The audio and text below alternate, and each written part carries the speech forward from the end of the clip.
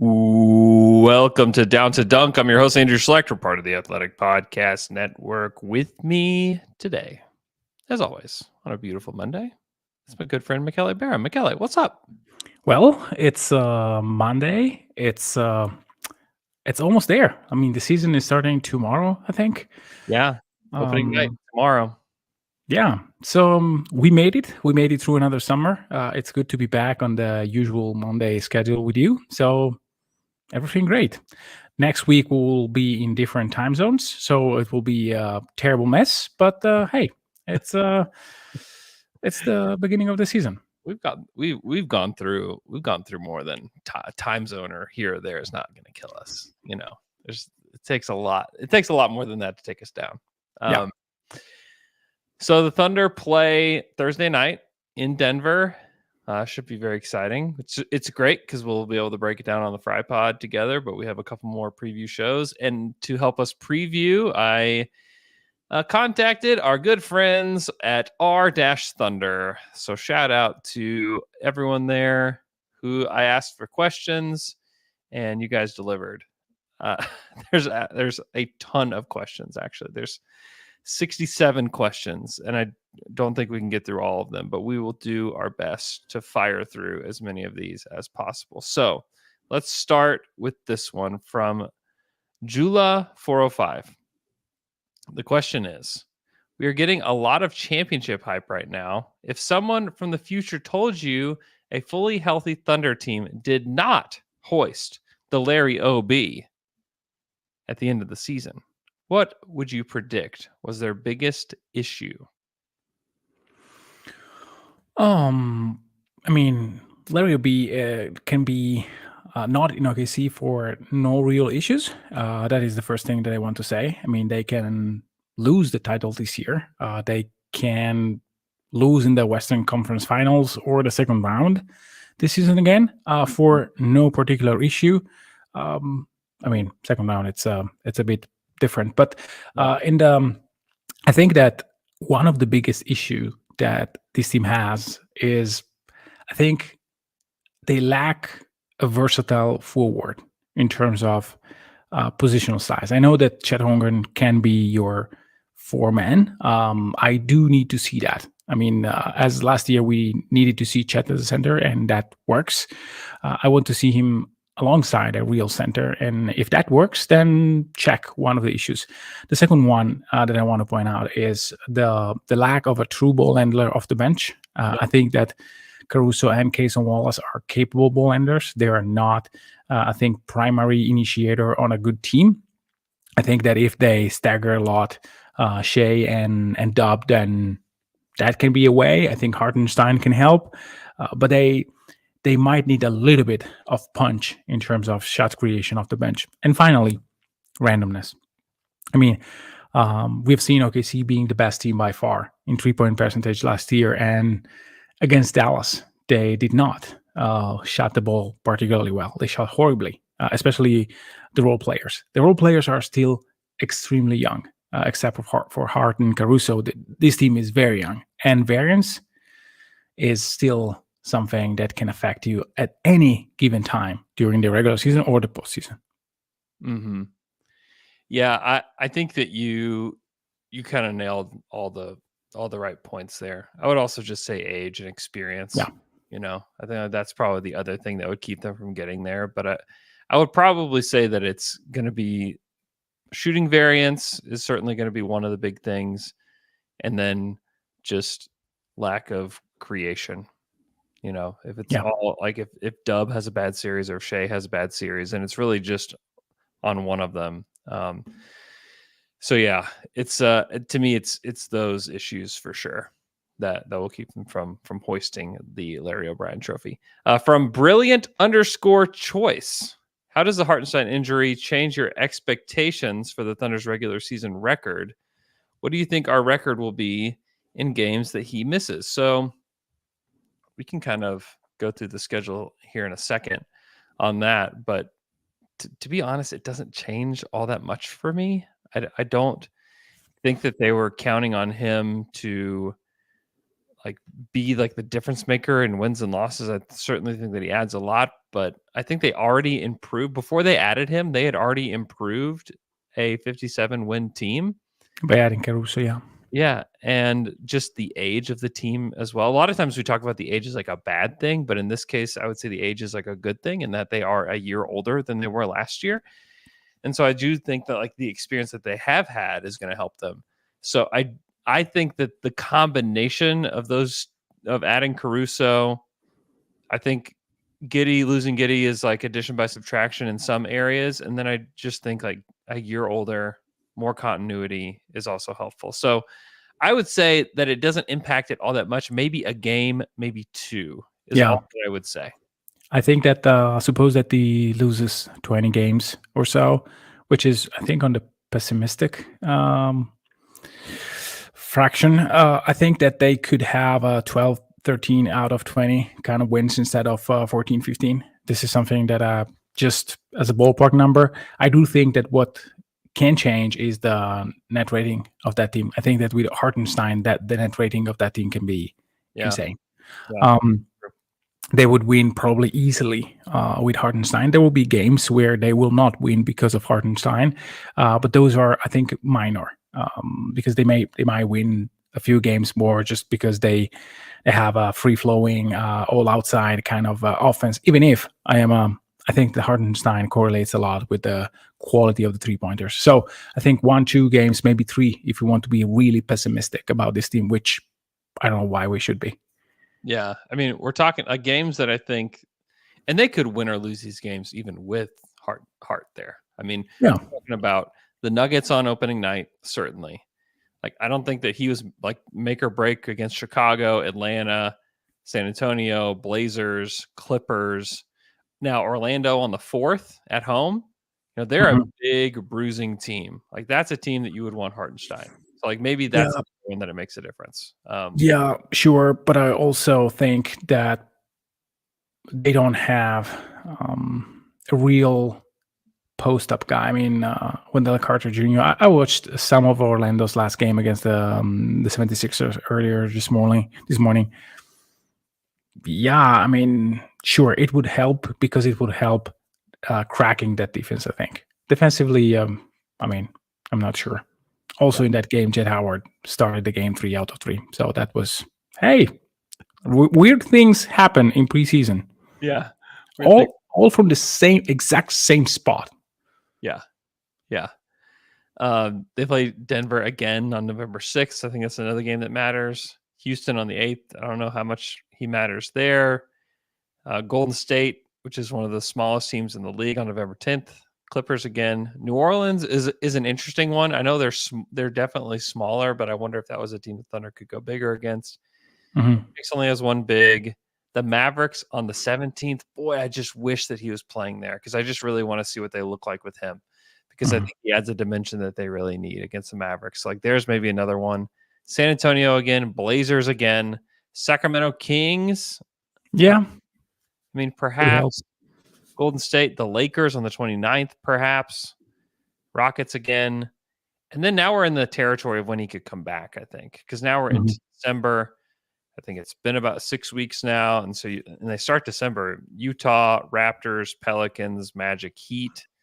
I mean, if he's coming back in that range, I think that's good. I mean, honestly, maybe it's affecting a couple games here. There's some soft spots in this beginning of the season schedule that I think will bode well for the Thunder. So I just don't think that we need to have any true concerns about him being out. It is a bummer. You wish that you could see some of the lineup combinations that they have there. I do think that he adds necessary playmaking off the bench that they don't necessarily have if he's not in the lineup. Not that he's not needed. He's certainly needed, but I think that they'll be able to figure things out. I would guess Jay will be back in the lineup. I don't know if he's back night 1, but he'll be back soon. And he's like another young player that could take a small step up. So I'm not super concerned. I don't think it's going to affect my wins prediction, which I haven't officially said yet, which I think I'll reveal on Wednesday. Wow. Just very last second on Wednesday with Alex. So maybe do we need to reveal mine? I think so. let's wait till the end of the show, and then you can Okay. give everybody your win total. 85. Sorry. At Lacharius Jones, what rotation or bench player do the hosts collectively predict will take the biggest leap forward in the 24-25 season? I'm going very vanilla prediction. It's Casey Wallace. Yeah. If we're talking bench player, Yeah. I mean, what other options do we have? We have more fully. Wiggs. Yeah, Wiggins, which I think that he was always closer to the fully formed Wiggins last season than he was. I think Isaiah Joe. I think those guys can get incrementally better, but I think Casey Wallace, like due to age and just like the sheer abilities that he has, I think he's probably kind of the easy one.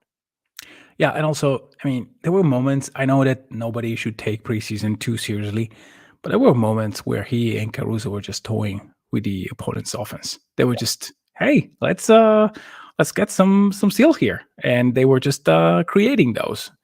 I really think that Kaysen will, in the next few years, we'll see how special he can be. I think I have very high expectations about his defense, especially, but also I like the fact that he started to take some semi-ill-advised shots, like the attempted poster dunk that failed miserably. Those are things that I really like. I mean, not the failure part, but the fact that he feels good enough to try that. Yeah, definitely.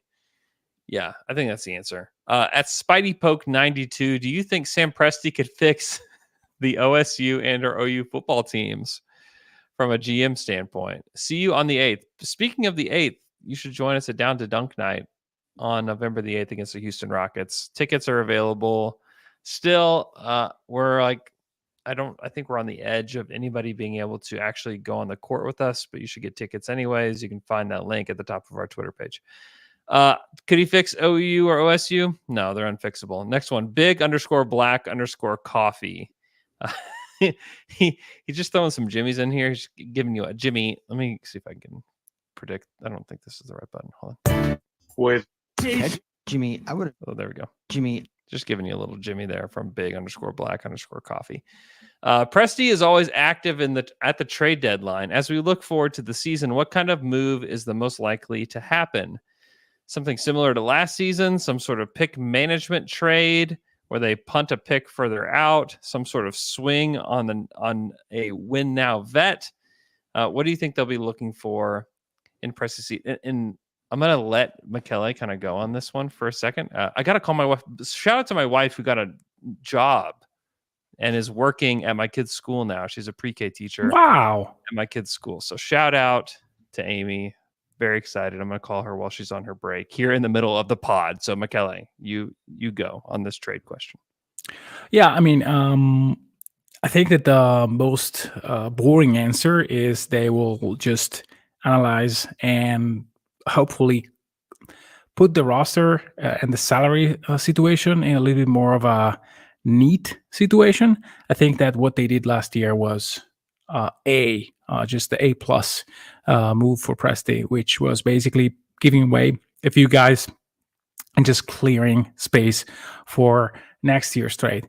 I don't think that they will go for an easy fix kind of thing because it's not really the right season to do so. They are starting to mesh with this core, and unless something is really dramatically wrong, which is something that nobody expects, then I don't see them moving away from what they have.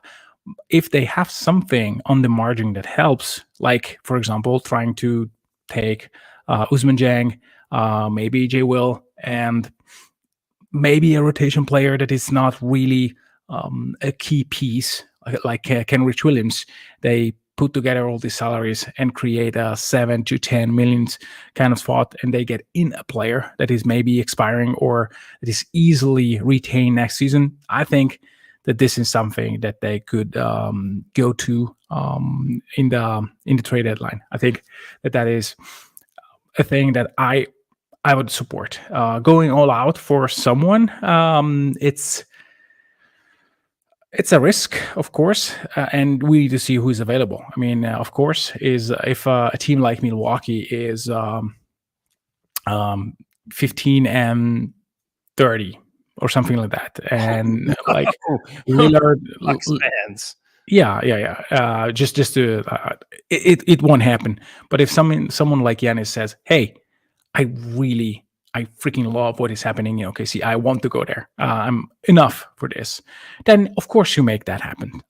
It won't be easy. It would be probably shipping out a gazillion picks and great talent, but you will look into that. Do I expect that to happen? No. Yeah. I don't expect anything really big to happen. Yeah. To be honest, because they have their big three. Like, if they only had two guys that you're like, oh, these are the only two guys I can count on. Let's say they just didn't have Chet or they didn't have Dub. Then Yeah. I think that armed with picks and flexibility and all these things, you could go get somebody else. But I think that they have their guys. I think that they have like the three guys that you'd want. I mean, you have a lead guard, a wing, and a big. Like that's the kind of the formula that you want for a team like this. And then you have role players around them, some of which still need to develop. You also have Topic that's on the bench as well, that is going to be back next season. So there's just you have a lot. Now there could be things that happen. My guess is that if there's trades made, it probably involves picks and taking picks that are coming soon and flipping them down the road a little bit more just to improve your likelihood of getting something better down the road. I mean, they flipped picks that didn't have a ton of potential for picks in the future that have a lot of potential. I could see that happening. Yeah. The Gordon Hayward thing happened at the beginning of last season. I don't think that we thought that Micic would be traded during the season. I don't think that's something that was really on our radar. I think we had a lot of high hopes for him. So we are at the beginning of a season where everything seems great. Everything seems like it's going to work out. Something won't work out like we think it will. And then things will open up. But for now, it's kind of hard to see it because I think that we have like fully fledged, like fleshed out ideas of like what these guys are and what they can be. And so now we just have to wait and see. And as far as trades go, I don't really see anything imminent or anything that like should happen. So wouldn't worry too much about that. Obscure monstrosity. That's got to be how you say that. I would love to hear you guys break down a fully healthy Thunder roster versus a healthy Celtics roster in a 7-game series. Pound for pound, what are the chances of a Thunder win in this hypothetical series? Wow. I don't know. The Celtics are an extremely good team that plays an extremely identifiable style that OKC doesn't really like to guard all that much. I think that swing, three ball is something that OKC struggled with a lot against the Celtics.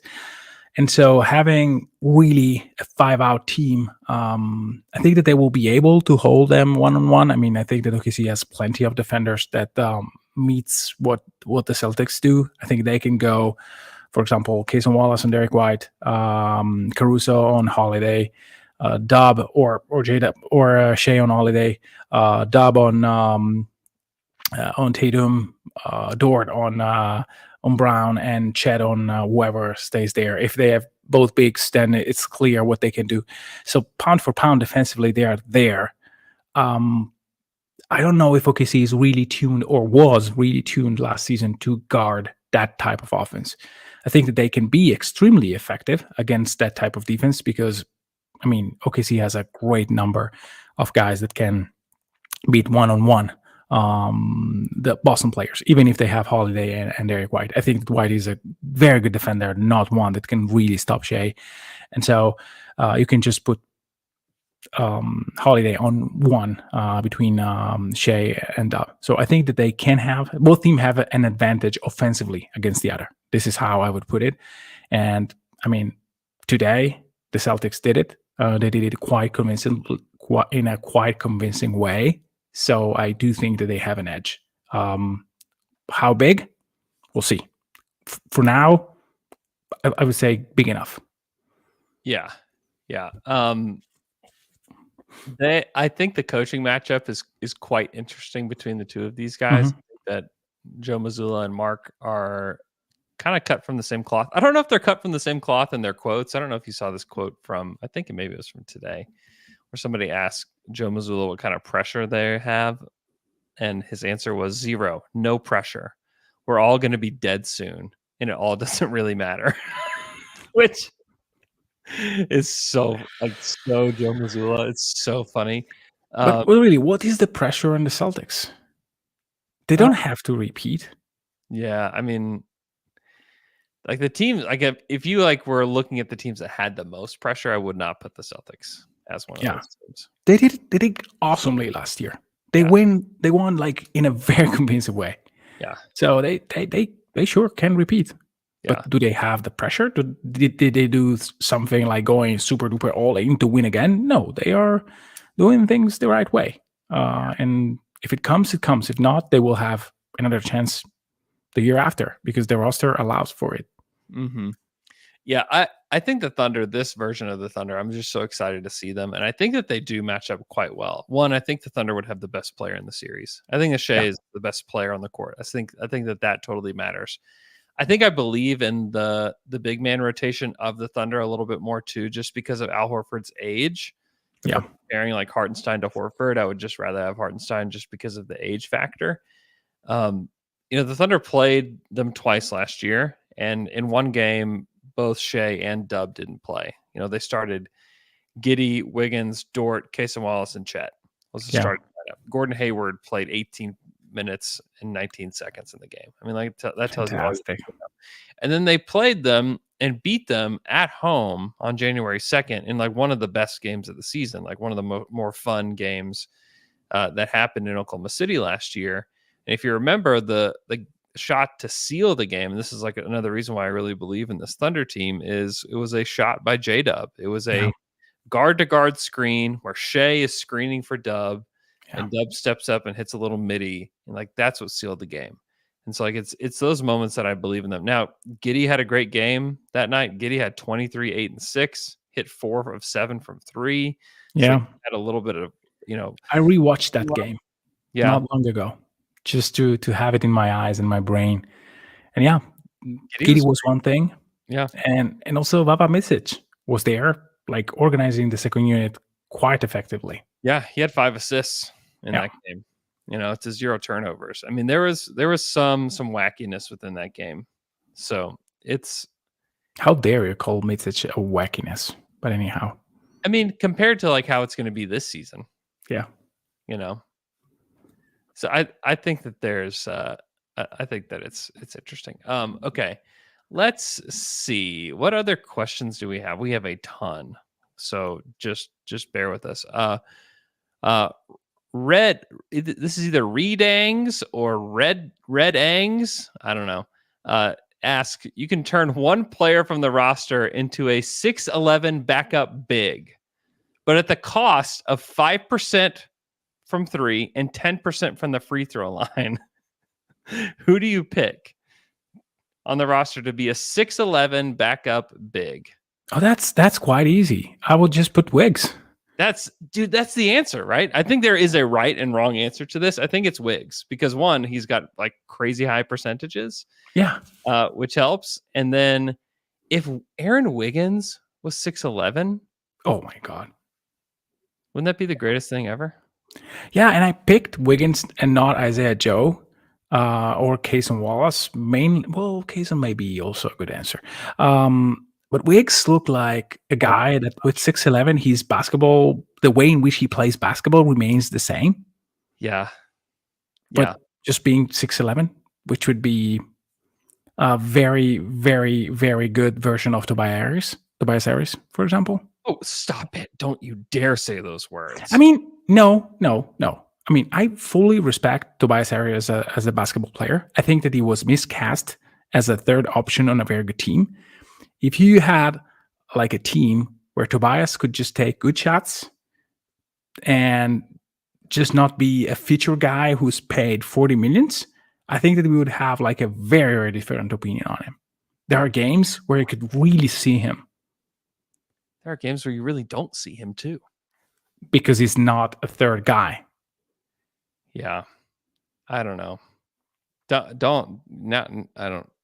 I was. I know. until you The said that. taste Now I of have. Tobias is what it is, but you really need to project him in a very structured and lesser role, and not like going through like teams that are horrible that are paying him a gazillion amount of money because of reasons, which is why you hate Tobias Harris, not the player. What if Dylan Jones was 6'11"? He would shoot like 22% from three, and I would not be interested. Dukas? You want Dukas be 6'11"? No.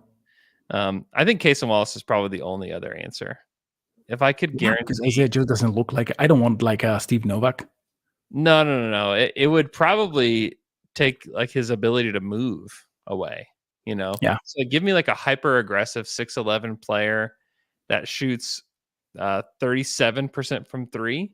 That's what the case like 6'11" Casey Wallace would be. Yeah. And 68% from the free throw line is good enough. He's not going to shoot that many free throws anyways. But like defensively, that's kind of what they need, right? Like big 6'11" guy. So I think actually I'm going to switch to Casey Wallace only because you put the Tobias Harris stink on Aaron Wiggins. Next question. I said much, much, much better version of Tobias Harris. I mean, a much, much, much, much better version of Tobias Harris, I think, is a very good player. Yeah, you could say like a much, much better version of McDonald's. And all I'm going to think about is McDonald's.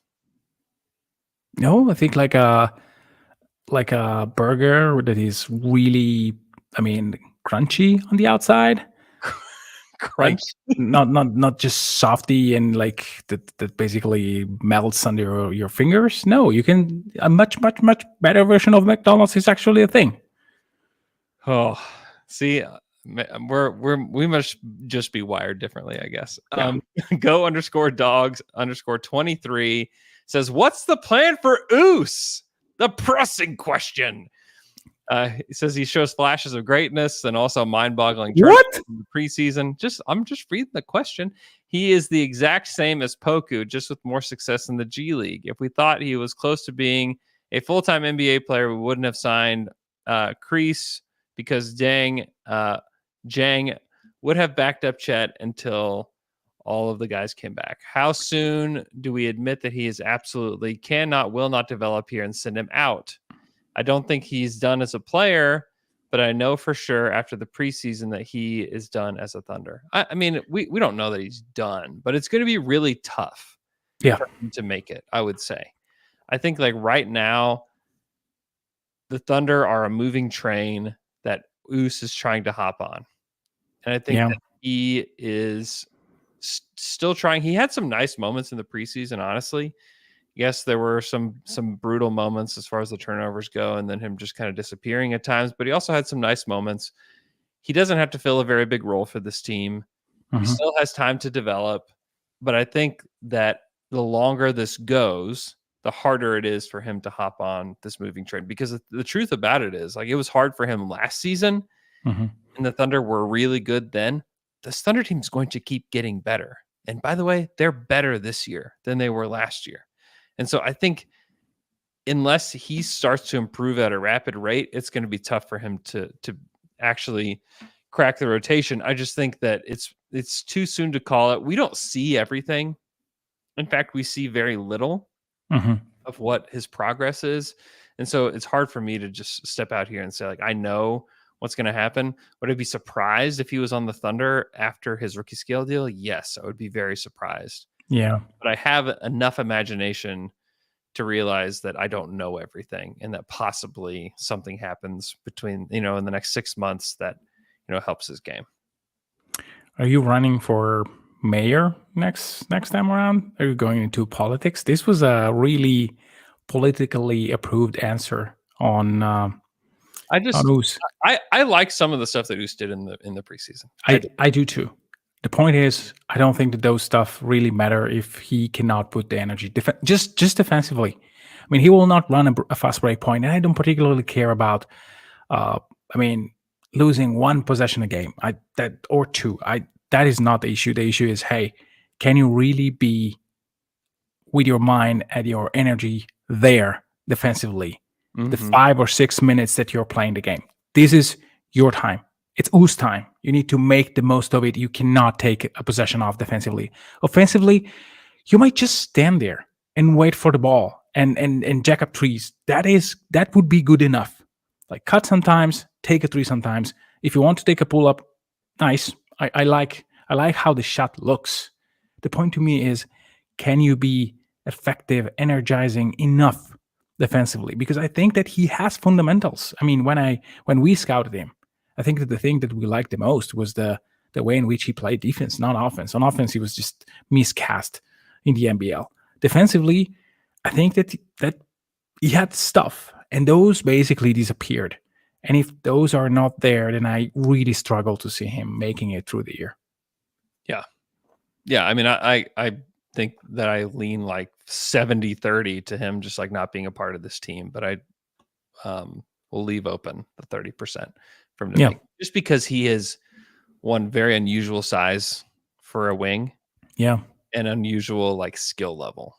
And his age. I mean, he's 2 years younger than Dylan Jones, something like that. Yeah, he's still very young. So you can only have that excuse for so long, but it still is a piece of the puzzle.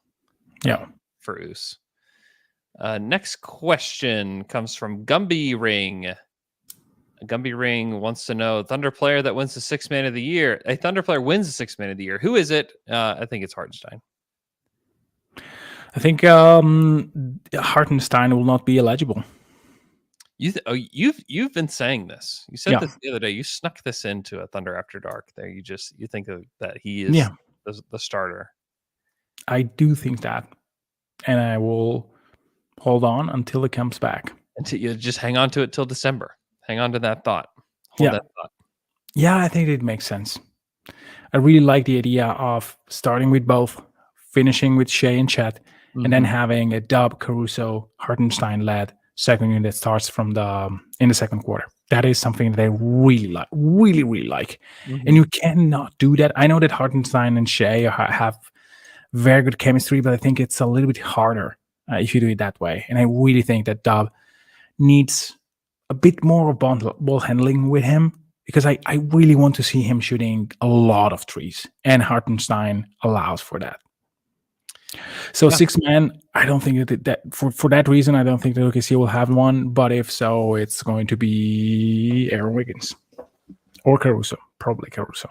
But Caruso will not have the counting stats. Yeah. Ghost Pants 0926 basically asks about the same question as our first question, but want to give a shout out to Ghost Pants. Let's, after the Ghost Pants mention, let's take a quick break, and after that we will go through some more questions from the R-Thunder community. And we're back after that quick break. Next question from realistic_actuary398. I can't wait any longer. Can you freeze me now and then unfreeze me on Thursday when the game starts? Can't do it. You know what? It's actually good for the soul to wait. That's what I tell my kids all the time. It's good for the soul to wait. Second question. What can we get packaging Oos, Topic, and a late first round pick at the trade deadline? Probably a whole bunch of nothing. I'm about to wave to. I don't know. I've noticed that all the hosts say wherever instead of when. For example, something like wherever we see this team at full strength. Is that an Oklahoma thing? Whenever we see this team. Oh yeah, whenever is definitely a Oklahoma thing for sure. I have no idea. But yeah. Acrobatic. I'm trying to get through as many of these as we can, Michele, because I just want to shout out our Reddit community. Acrobatic-knee4414. I was listening to the Real GM podcast, and there was an interesting point raised about the Giddey Caruso trade. They raised the point that Kaysen should take the Giddey role more than Caruso, due to the fact that Caruso tends to operate in a reduced minutes role because of the way that he plays. Who do you think plays more minutes, Caruso or Kaysen? I think that we did this exercise at the beginning of the season, well, in the middle of the summer. I don't think that it will be far apart. I mean, it's going to be probably 25, 26 range for both. I kind of understand the thought. Caruso will likely play a little bit less, especially if Kaysen is what we think. So I think the answer might be yes, but not from a substantial margin. I think that Dort, Caruso, and Kaysen will all play roughly the same amount of minutes. Yeah, it's a bit of a reach too, because last season Alex Caruso played 28.7 minutes per game. And 2 seasons ago, 28 minutes. The season before, the season in between, it was 23 and a half. Kaysen played 20 minutes per game. Like I'm just not quite seeing it, and there's not really data to back up that point. It's an interesting take, and perhaps it will happen naturally just because Kaysen takes this big leap, but I don't see it to begin with, or I don't see the evidence. No, there is no evidence. Yeah. I think that it could be a strategy to get Caruso through the season in perfect shape. Yeah. Okay. Oh, before we go to the next question, I do want to give a shout out to a new show that's launched on The Athletic today. It's called The Athletic NBA Daily. It's a really fun show that is going to be 20 minutes in your feed every single morning to help you recap all the games that happened the night before. Dave DeFore, Esper Henny, Zena Keita are hosting this show. It's going to be super fun. I'm the executive producer of this show. Would love for you guys to check it out on YouTube. Just search The Athletic NBA Daily. We had the first video go up today. If you like that, it's got Sam Amick on it talking a lot about extension stuff and some rumors and things like that. So if you could, please listen to that show, like it on YouTube. Just as the Down to Dunk community, it would be very helpful to me personally if you would help me out by listening to the NBA Daily, giving it a like on YouTube, and checking it out. And also the Saturday Slam and Jam is on that feed as well, with Alex and I every Saturday morning, bright and early in your feed. So be sure to check that out. We actually got some like cool Slam and Jam art that will go specifically on that show. So very excited about that.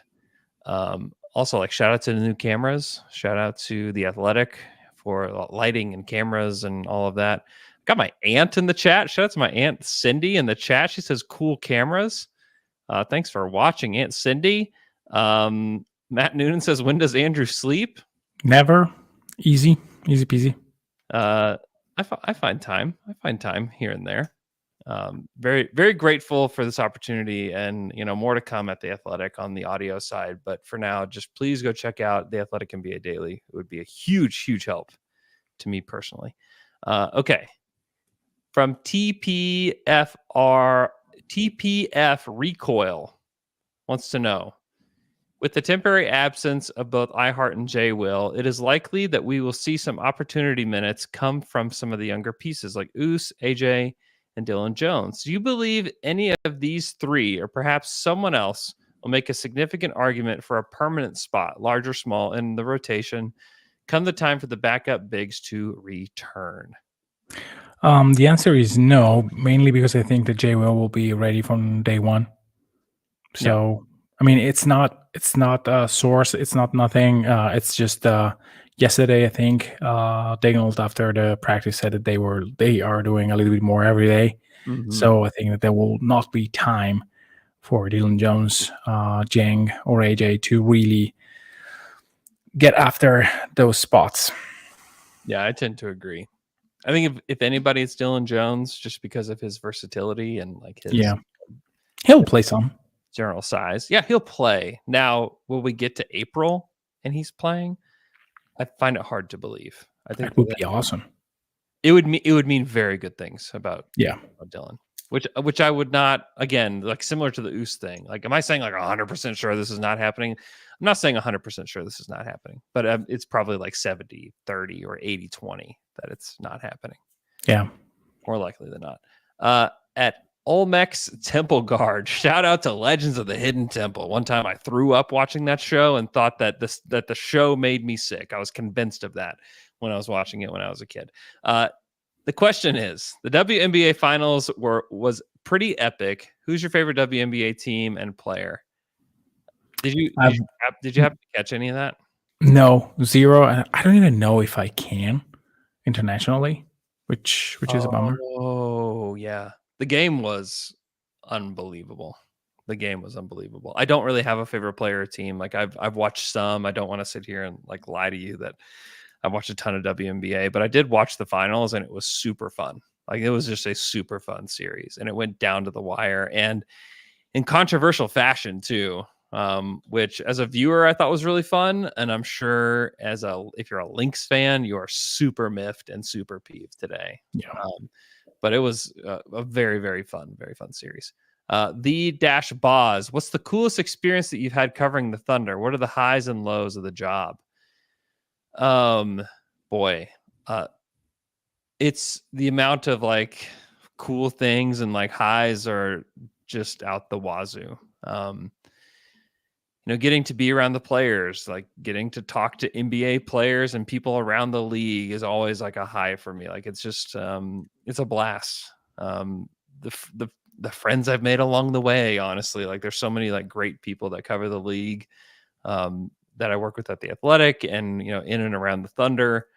I just am outrageously grateful for it. And then like, as far as like lows go, there's not a lot of lows, but like there's certainly pressure to do this all correctly and to do it in a way that is honoring to everybody. And,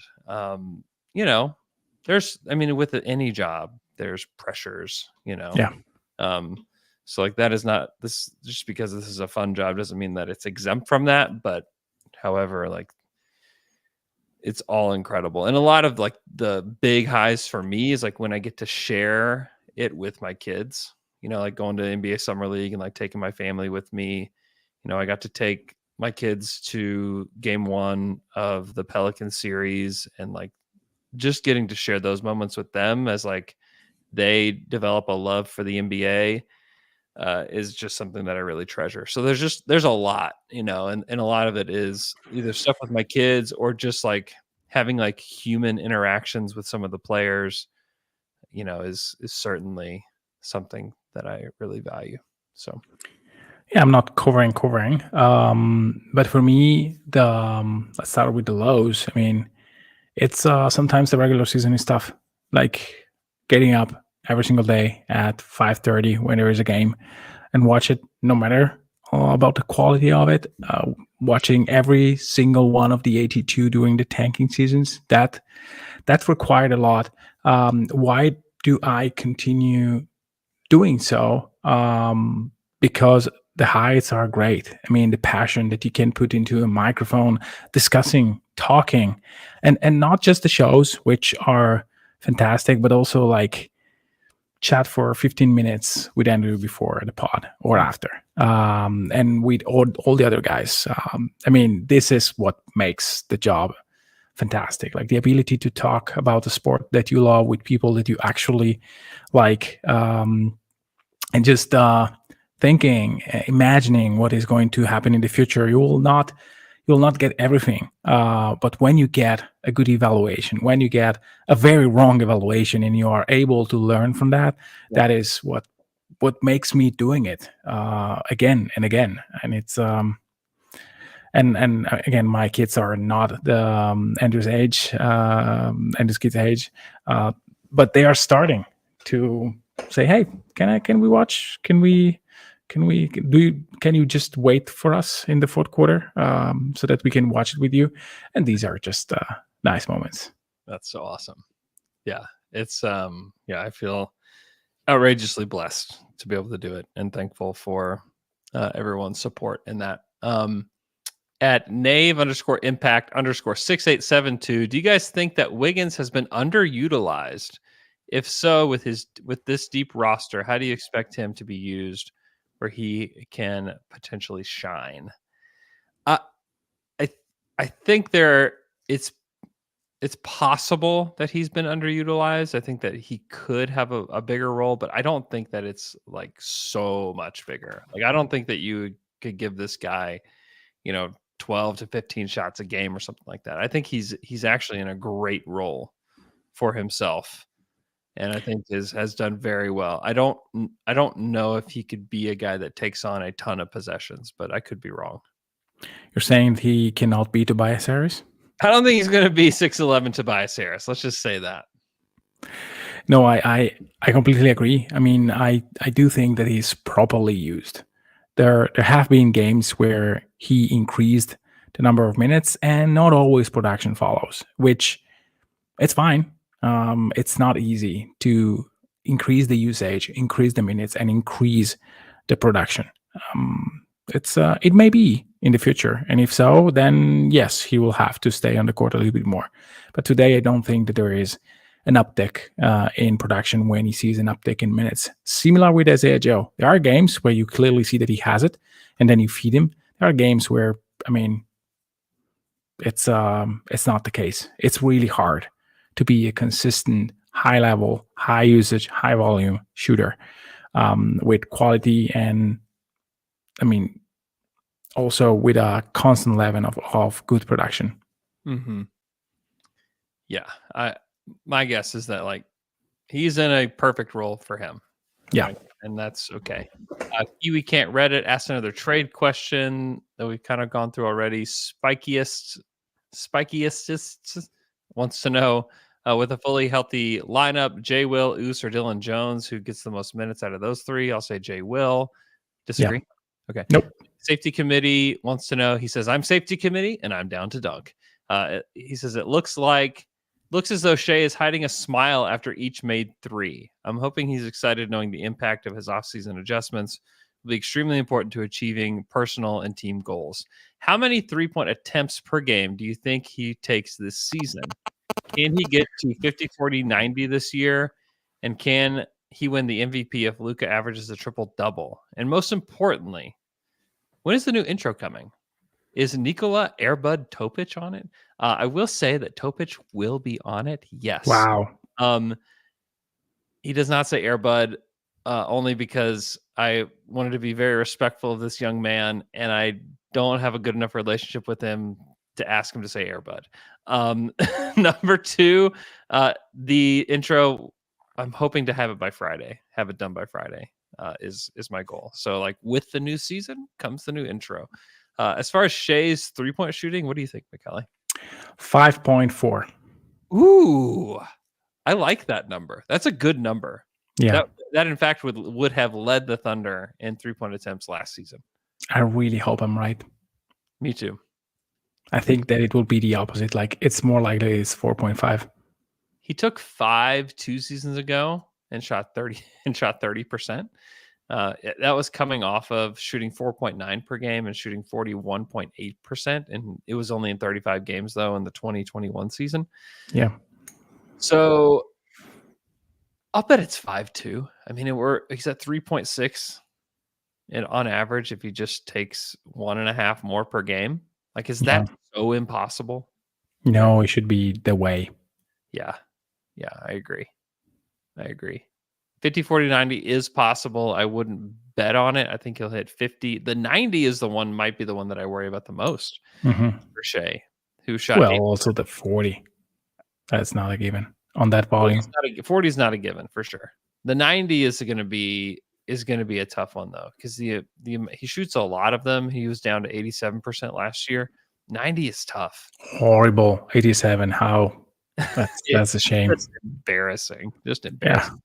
So he shot 90% one time in his career. He was 80. He was basically 80 like clockwork until he shot 90, and then he went to 87. So I think that if he's 50, 38, 80, 88, like that's awesome. Yeah. I mean, that's on that volume of threes. Sign me up. Yeah, it's incredible.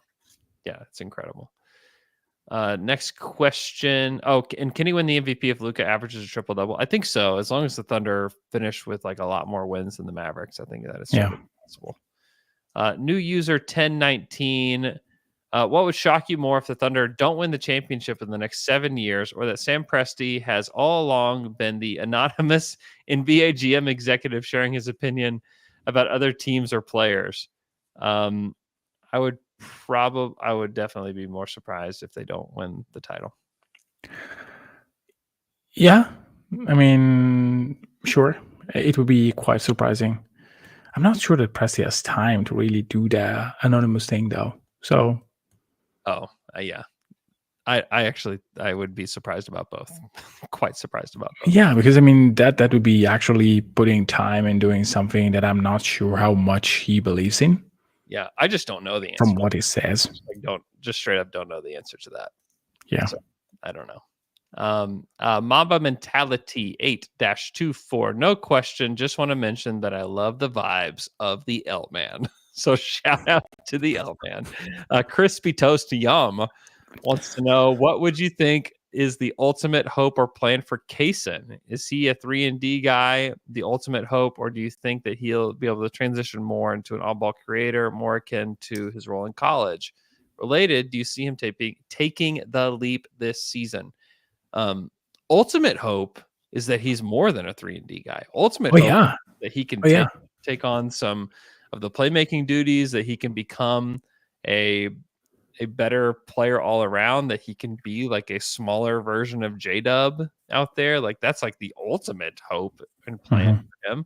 Now, like, does that, just because you have the hope there? I mean, the Thunder years ago gave the ball to Terrence Ferguson in Summer League and said, like, go be a creator for us. And like, that was the hope. The hope is that he could do a little bit more with the basketball, and that hope was not realized. I think Kaysen has a chance to become a creator with the basketball, but if all that he is a great on-ball defender and just like a great team defender as well, and a guy that can hit threes and score in transition, like that is an extremely valuable player. So like, I think the good thing for the Thunder is that like they've hit on somebody that I think can contribute for a long time to the NBA. Whether he can be more than that, I think it's certainly possible. It's certainly on the table, but I don't exactly know the answer. Yeah, I'm with you. I think that the ultimate goal is not to be just a 3-and-D guy. I think he's not a 3-and-D guy. I think he can be already better than that. I think that he has potential to be a secondary passer, not a primary initiator, but he has visions. It's not that he has like a, hey, I got the ball in the corner, I just have to shoot it, I don't know what to do, what else to do. I mean, he can do more with the ball. Now, can he be your pick and roll guy? Not today. Not even sure that he wants to be that. He can manage the court, I think. Yeah. You just don't need to expect like spark passes immediately, but you can have like a player that systematically is good at keeping the ball moving. And Kaysen, I think, can be that. Mm-hmm. Think of a card. Are we naively underestimating how much our lack of injury last year played into our success, and thus overestimating the success we expect this year? Where would we have ended up ranking them if they had been as injured as other teams? Part of that is being young. Yeah, I was going to say part of that is the age thing. Teams with injuries a lot of times because their guys are a little bit older, or they were injury prone to come into the league. You think about like the 76ers. Like right now, the 76ers are having injury problems, a lot of it because of their age. Same with the Milwaukee Bucks. And we just heard about Chris Middleton. A lot of that is because of his age and the wear and tear on his body. The Thunder don't have that with their roster. The oldest guy on their roster is 30 years old, and it's Alex Caruso, and he's had some injuries, certainly. But the injuries that the Thunder have suffered so far, you had like the cleanup of his knee from Kenrich Williams, you had the pulled hammy, which is a thing, and then you have the broken hand, which is just whatever, like that just can happen, But, and there are injuries that can just happen, certainly, where you just have bad luck. But as far as like reoccurring stuff, I mean, the Thunder don't have like a huge history of that. Like the only thing would be Chet, but Chet, like even before he hurt his foot, he didn't have injuries. And so I don't know. I mean, like trying to like bake in injuries or predict injuries with this team, I mean, it's likely, to happen here and there to the team just because you're playing so much basketball.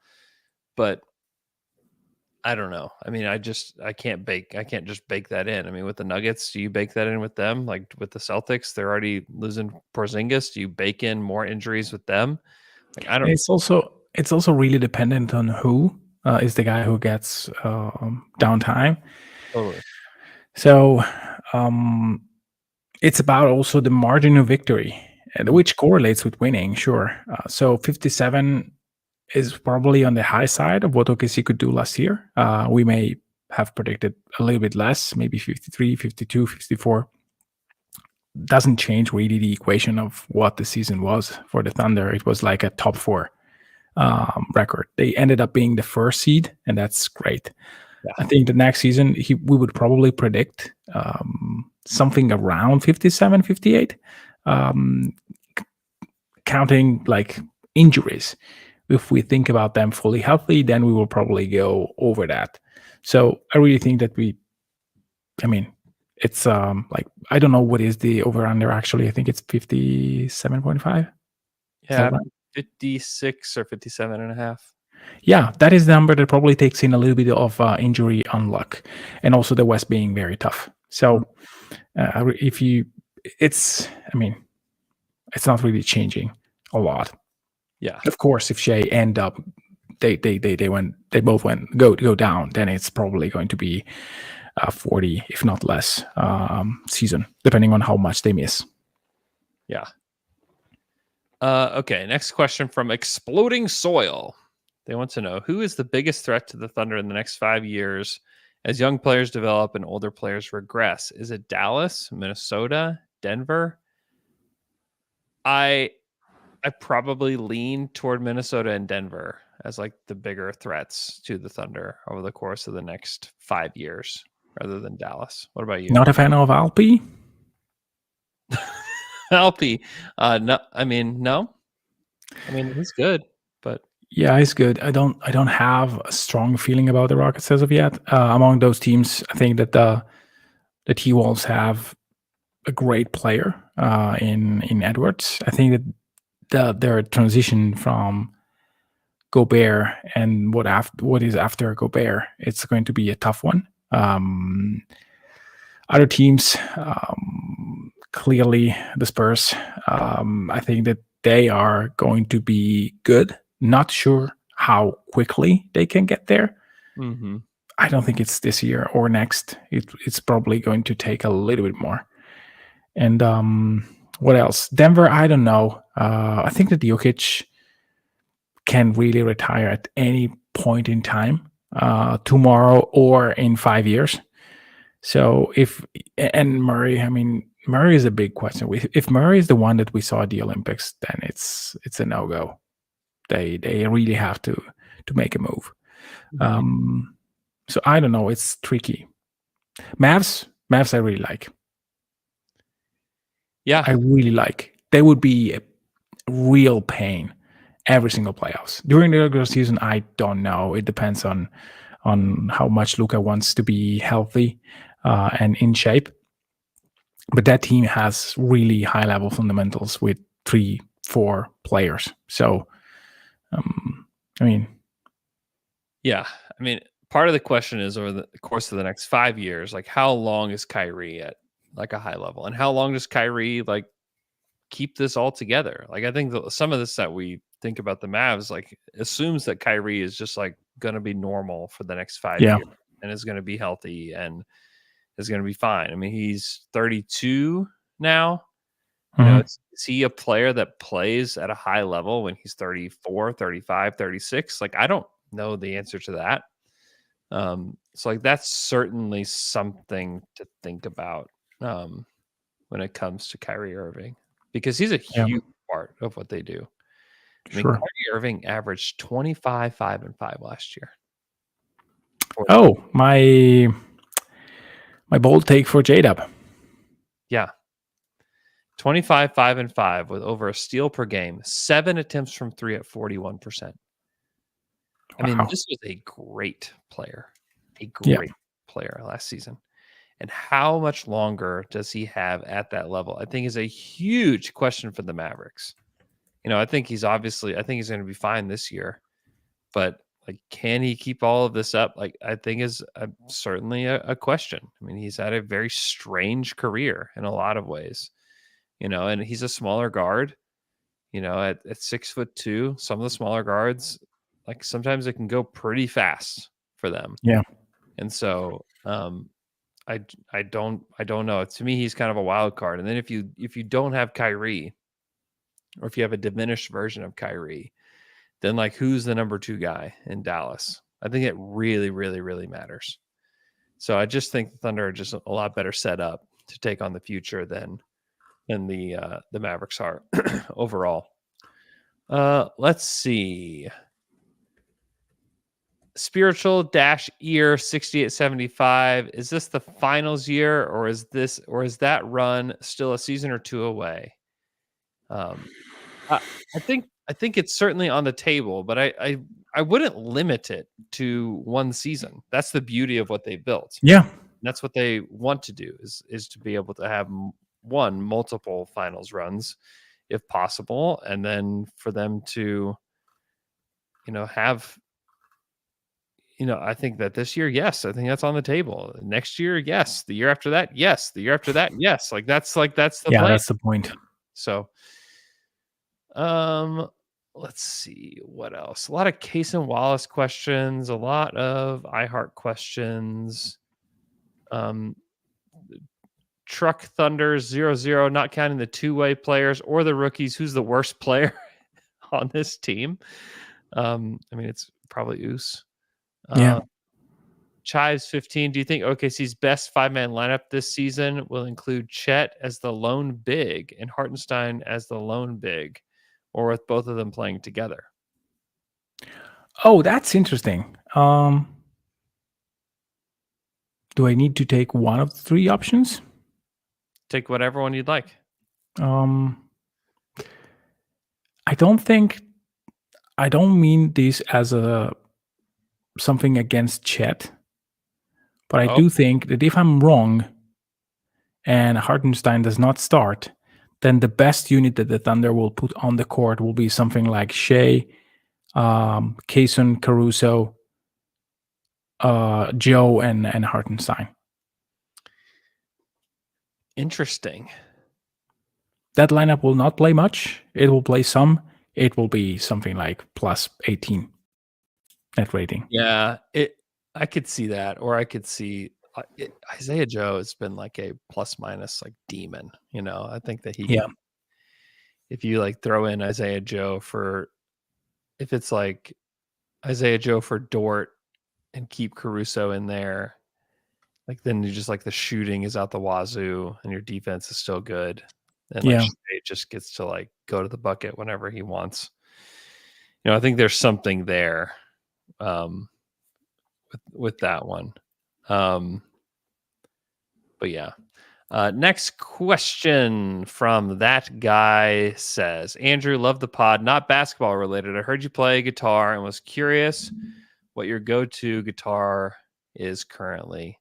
I'm always been a Les Paul guy. I have a black Les Paul Classic that I really have enjoyed, and then I also have like an old like 1970s Ovation that was my grandpa. Wow. That I like to play.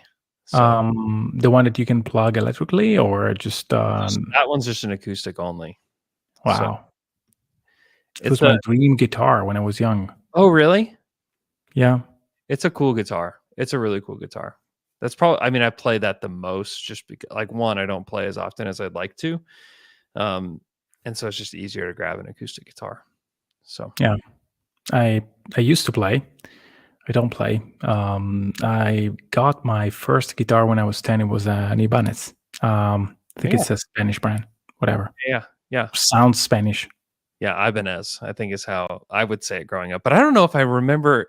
That's like one of those things like growing up, like now, like I feel like we hear everything said, but like I don't even know if I've heard anybody just like say it, like say that word. Ibanez seems like Americanizing it. Yeah, definitely feels. And me, I didn't pronounce the N correctly, so it's okay. It's that brand we both know. Isaac S. Schrader wants to know, would you like the Thunder to build a statue of Russell Westbrook? If so, what pose or moment should the statue be? Absolutely. When the new arena opens, build the statue of Russ. And as far as like the pose goes, like I could see it being like, him running to the corner before the games and like clapping. I could see that one. There's like a moment where he's like hung on the rim and looked ferocious. I could see that Yeah. one. I mean, you could use a ton of different Russ ones. I could just see him like standing in a very fashionable outfit with the red glasses on, like that would be a great statue. But it's probably like one where like he's dunking ferociously. I think that's what I remember most about him. Let's see what else. We can maybe go one more. Let's see. This is actually a good place to end. From Alex_Athrenus. He wants to know, just to let you know, my wife specifically asked for me to pick up Cracklin' Oat Bran from the store this weekend.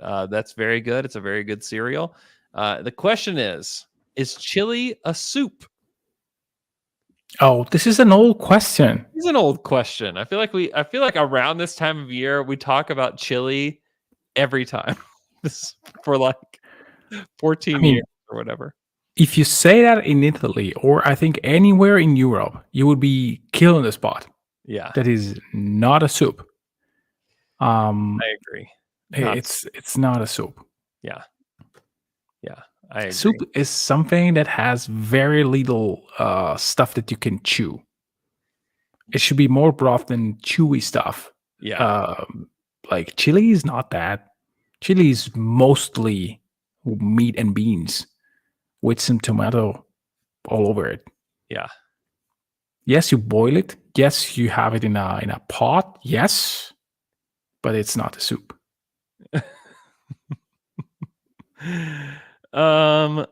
Okay. That's it. Thank you so much to our Reddit community for giving us all these questions. I'll try to go on if we haven't answered any of these and try to answer some more.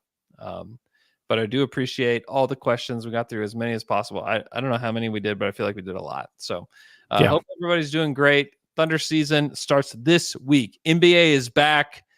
Please continue to subscribe to Down to Dunk if you're not subscribed. Via Spotify or Apple, please do that. Also, please go to our YouTube page. We are upgrading our camera situation, and we're going to be able to do a lot of great things this season. So be sure to go check out all of our content on YouTube. Search Down to Dunk. Hit the like button. And we got a ton of people in the stream this afternoon. If you could just hit the like button right now, that would mean a lot to us and would be very, very helpful to us. I hope everybody's doing great, and we'll talk to you guys again on Wednesday.